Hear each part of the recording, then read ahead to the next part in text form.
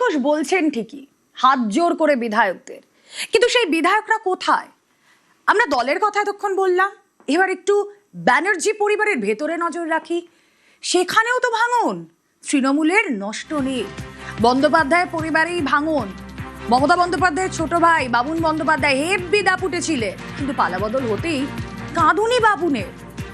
অরূপ হলেন পর, এখন আপন নিশীথ ক্রীড়া প্রেমী বাবুন বন্দ্যোপাধ্যায়।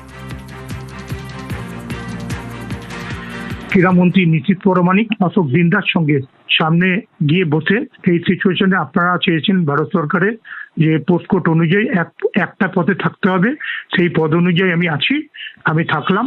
আমি টেবিল টেনিস ছাড়া দুটো পদ আমি ছেড়ে দিলাম। ক্রীড়ামন্ত্রী তার সঙ্গে ঠিক কি কথা হলো? আপনি তার সাথে কাজ করতে চান, এরকম কিছু বলেছেন?